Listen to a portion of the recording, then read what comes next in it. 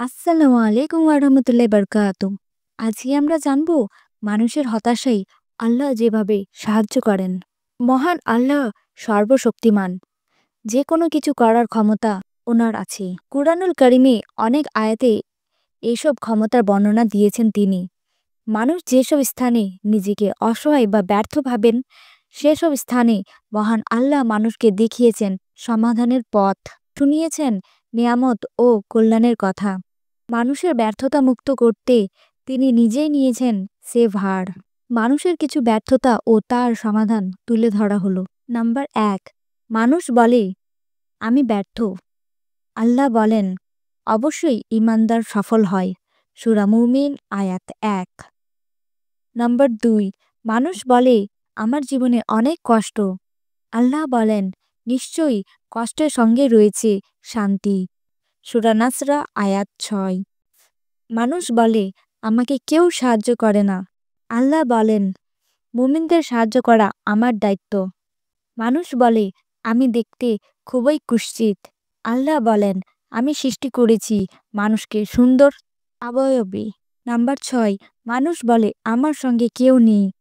আল্লাহ বলেন, তোমরা ভয় করো না, আমি তোমাদের সঙ্গে আছি, আমি শুনি এবং দেখি। নাম্বার ৮, মানুষ বলে আমার গুনাহ অনেক বেশি। আল্লাহ বলে, নিশ্চয়ই আল্লাহ তওবাকারীদের ভালোবাসেন। নাম্বার ৯, মানুষ বলে আমি সব সময় অসুস্থ থাকি।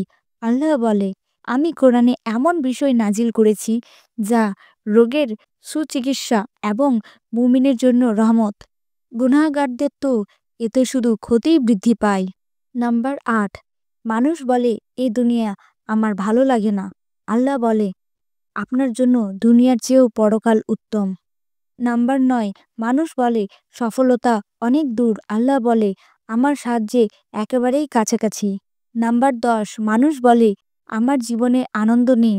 আল্লাহ বলে, আপনার পালনকর্তা শীঘ্রই আপনাকে দান করবেন, তারপর আপনি সন্তুষ্ট হবেন। সূরা দোহা আয়াত ৫। নাম্বার ১১, মানুষ বলে আমি সব সময় হতাশ। আল্লাহ বলেন, আর তোমরা হতাশ হইও না এবং দুঃখ করো না। যদি তোমরা মুমিন হও তবে তোমাদেরই জয় হবে। সূরা ইমরান আয়াত ১৩৯। ১২, মানুষ বলে আমার কোনো পরিকল্পনাই সফল হচ্ছে না। আল্লাহ বলেন, আমিও কৌশল অবলম্বন করি। মূলত আল্লাহই হচ্ছে সর্বোত্তম পরিকল্পনাকারী। সূরা ইমরান আয়াত ৫৪। নাম্বার ১৩, মানুষ বলে আমার কেউ নেই। আল্লাহ বলেন, যে ব্যক্তি আল্লাহর উপর ভরসা করে তার জন্য তিনিই যথেষ্ট। আল্লাহ তার কাজ পূর্ণ করবেন। সূরা তালাক আয়াত ৩। আল্লাহর কাছে মানুষের এত এত এত হতাশার সুন্দর সুন্দর সমাধান ও নিয়ামত থাকার পরেও মানুষ আল্লাহর কাছে শুকরিয়া আদায় করে না। আল্লাহর কাছে সাহায্য প্রার্থনা বা সমাধান চায় না, তা থেকে মুখ ফিরিয়ে নেয় আর বঞ্চিত হয় মহান আল্লাহর ঘোষিত এসব অপার নিয়ামত থেকে। সুতরাং সব হতাশা ও ব্যর্থতাই আর কারো কাছে নয়, শুধু মহান আল্লাহর কাছে সাহায্য প্রার্থনা করা এবং সমাধান চাওয়া মুমিনের জন্য উত্তম। আল্লাহ তাআলা মুসলিম উম্মাহকে মহান আল্লাহর ঘোষিত নিয়ামত ও রহমত লাভে তার দেখানো পথে সমাধান তালাশ করা তৌফিক দান করুন।